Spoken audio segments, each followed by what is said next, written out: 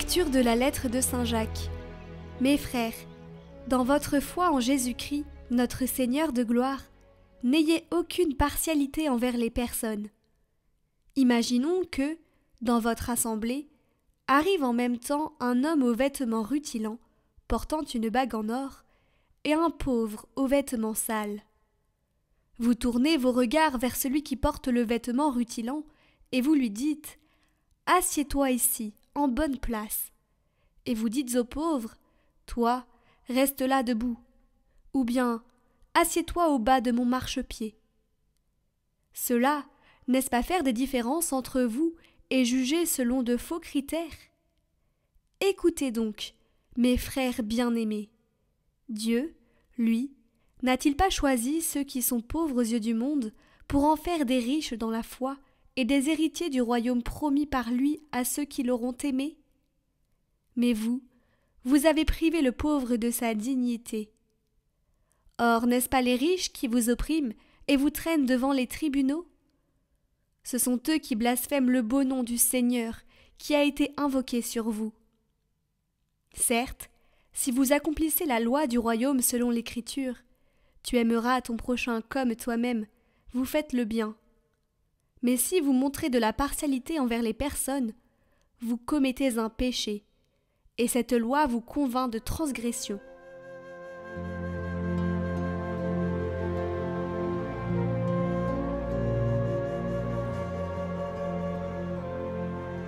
Un pauvre crie, le Seigneur entend. Je bénirai le Seigneur en tout temps, sa louange sans cesse à mes lèvres. Je me glorifierai dans le Seigneur. Que les pauvres m'entendent et soient en fête. Magnifiez avec moi le Seigneur, exaltons tous ensemble son nom. Je cherche le Seigneur, il me répond. De toutes mes frayeurs il me délivre.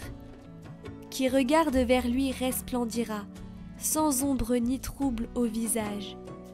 Un pauvre crie, le Seigneur entend. Il le sauve de toutes ses angoisses.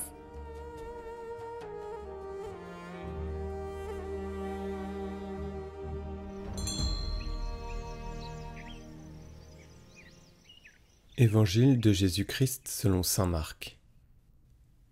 En ce temps-là, Jésus s'en alla, ainsi que ses disciples, vers les villages situés aux environs de Césarée de Philippe.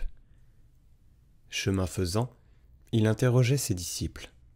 « Au dire des gens, qui suis-je » Ils lui répondirent « Jean le Baptiste », pour d'autres « Élie », pour d'autres « un des prophètes ». Et lui les interrogeait. « Et vous, que dites-vous?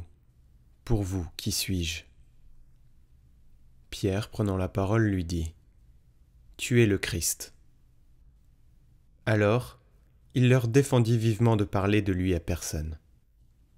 Il commença à leur enseigner qu'il fallait que le Fils de l'homme souffre beaucoup, qu'il soit rejeté par les anciens, les grands prêtres et les scribes, qu'il soit tué, et que 3 jours après, il ressuscite. Jésus disait cette parole ouvertement. Pierre, le prenant à part, se mit à lui faire de vifs reproches. Mais Jésus se retourna, et voyant ses disciples, il interpella vivement Pierre. « Passe derrière moi, Satan. Tes pensées ne sont pas celles de Dieu, mais celles des hommes. »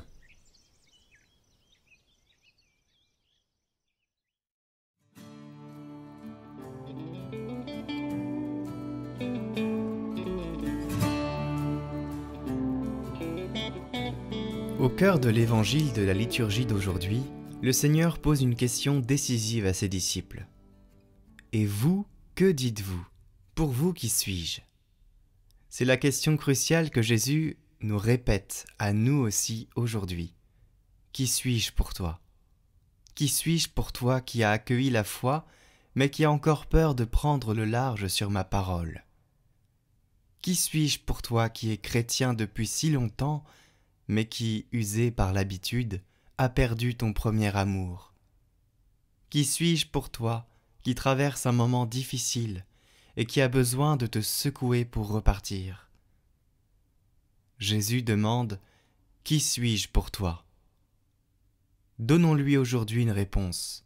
mais une réponse qui vienne du cœur. Nous tous, donnons-lui une réponse qui vienne du cœur. Oui, Seigneur.